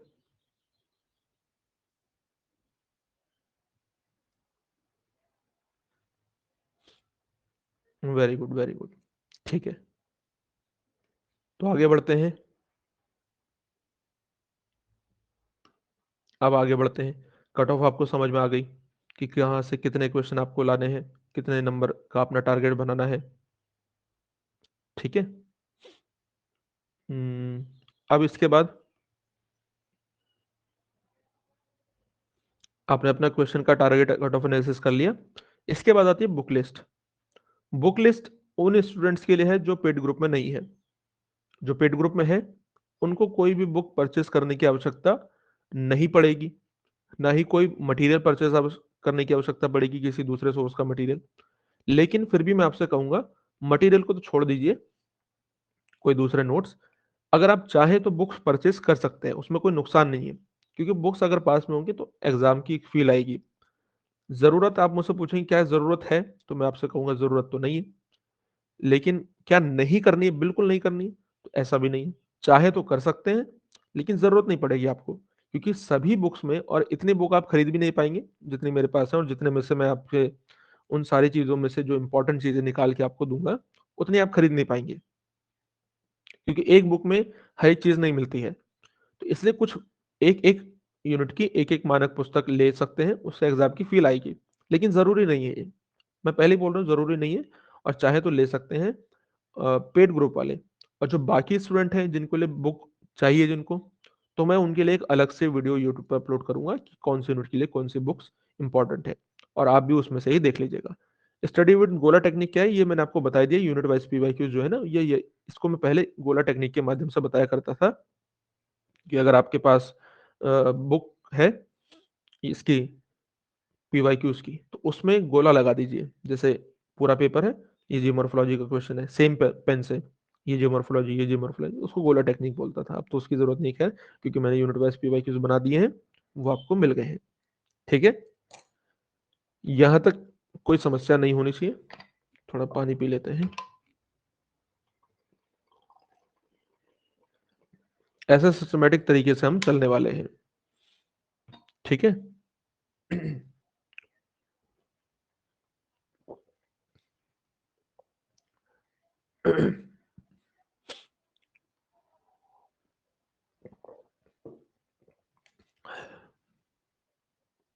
अब आगे देखिए, वीकली रिवीजन प्रैक्टिस, वो मैंने आपको बताया ही जब टाइम टेबल बताया अभी थोड़ी देर पहले।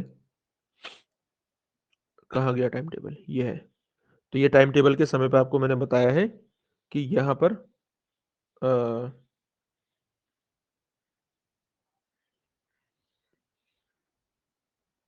1 सेकेंड।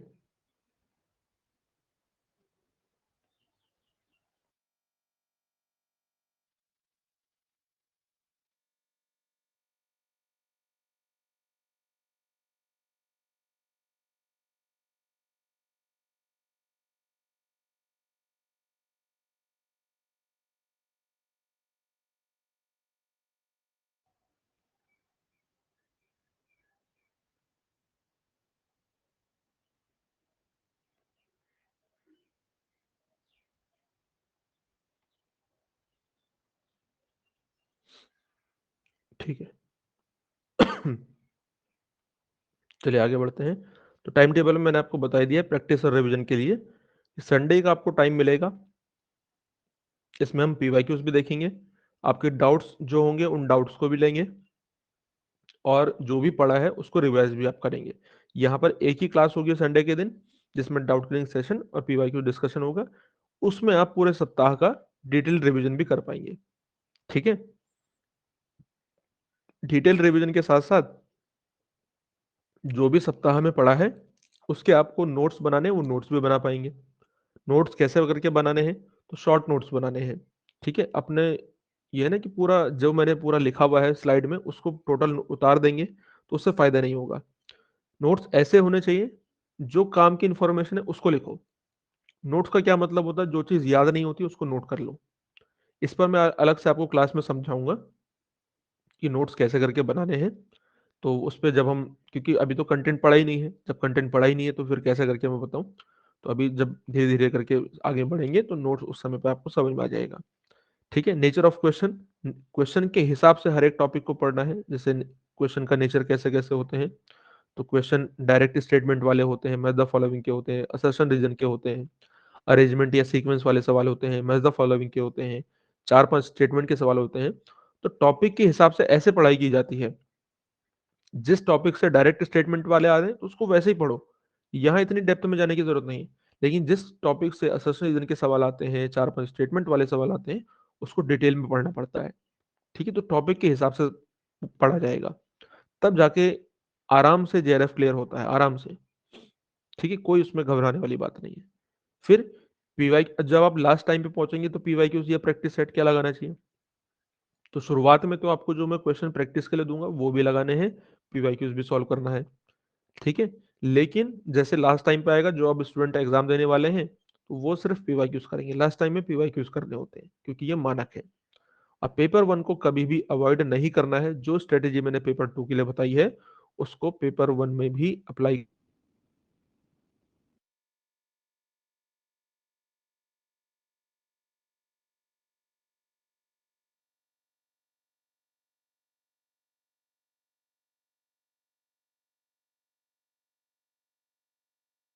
ठीक है?